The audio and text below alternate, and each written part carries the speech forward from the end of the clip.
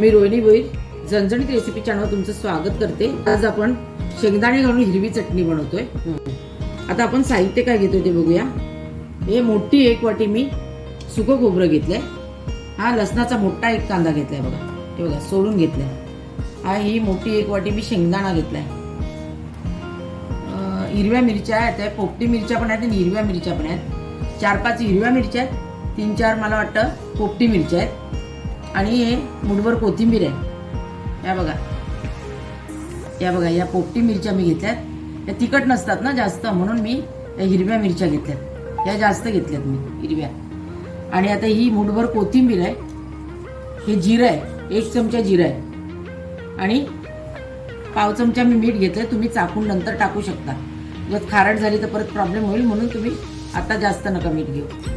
हे लिंबू मी नंतर पिळून टाकू। आता मी हे लिंबू फक्त घेतलेले आहे, आता नको आपल्याला काम नाही त्याचं।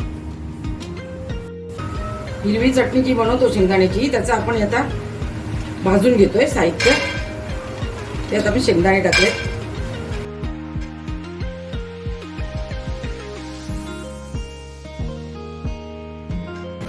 थोडंसं तेल घालून हे भाजून घेतो आम्ही, नंतर तुम्हाला भाजल्यावर दाखवतो। मग थोडं 2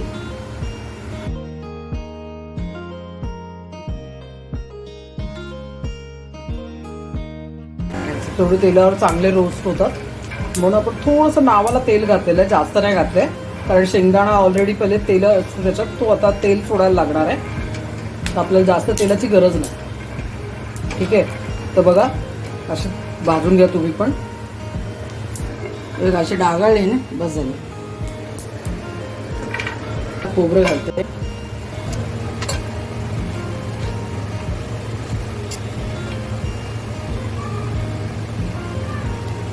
त्याच्यात सुद्धा थोडं तेल टाकणार आहोत आपण, अर्धा चमच।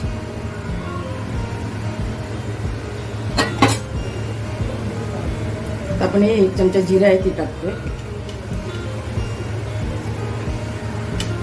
खोबरं हलकं लाल होत आलं ना कीच जिरं टाका, नाही तर काय होईल, जिऱ्याचा लाल व्हायचा पॉइंट वेगळा आहे, आपल्याला लाल नाही करायचंय, तडतडवायचं फक्त,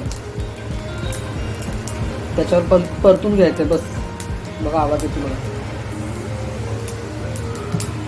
है ना। आता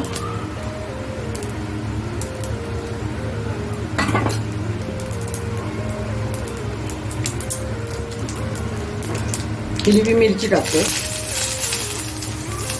कोथिंबीर टाकतोय, सगळं पाणी निघून गेलं पाहिजे ना त्याच्यासाठी। मिरची आणि कोथिंबीर आम्ही पहिले धुवून घेतलंय, तुम्ही पण असंच करा। तर चटणीमध्ये पाणी नाही ठेवायचं ना, म्हणून आपण त्याच्यात जरा परतून घेऊया।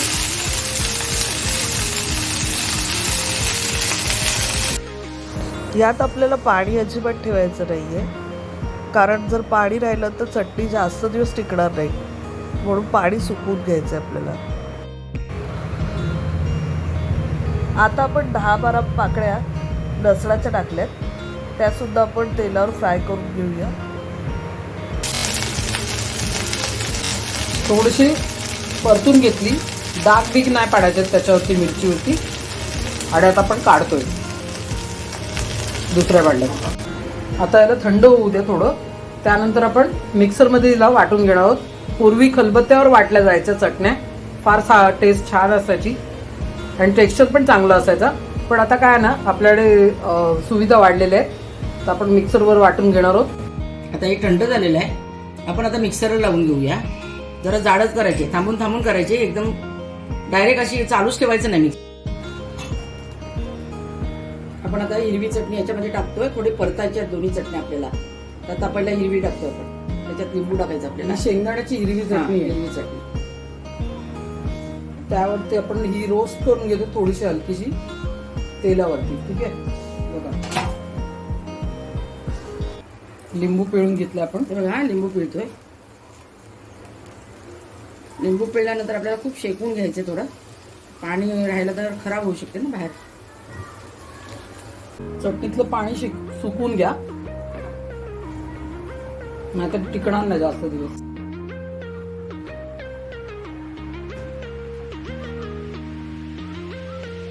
कुठे कुठे राहू शकते? बाहेर राहील, बाहेर राहणार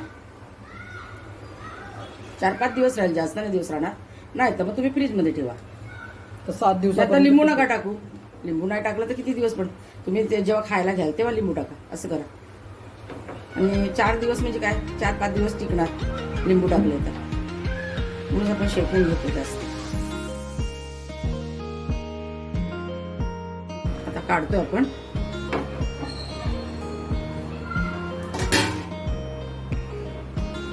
तर पहिलं थंड होऊ द्या. मग पॅक बंद डब्यात भरा, बाटलीत भरा किंवा एखाद्या प्लास्टिकच्या पिशवीत घट्ट बांधून ठेवा.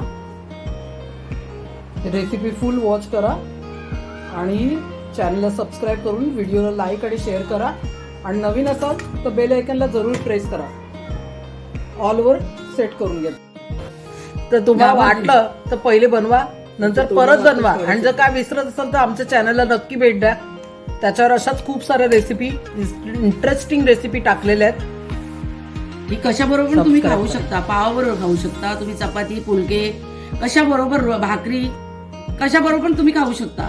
काय भुकेच्या चपाती काय बरोबर. नसेल बघा, अशी चपाती घ्यायची, असा रोल वाढायचा, फटकन खाऊन टाकायचा. पाहिजे तर खाऊन दाखवलं पण आता आम्ही दिसणार नाही तुम्हाला ना. जाऊ. तर बघा आपली रेसिपी रेडी झालेली आहे. तर कृपा करून माझ्या आईच्या चॅनलला व्हिजिट द्या. तिथे तुमच्या कामाच्या खूप साऱ्या रेसिपी पडलेल्या आहेत. दुसरी गोष्ट म्हणजे व्हिडिओला लाईक करा, शेअर करा आणि सबस्क्राईब करा आणि ऑलवर सेट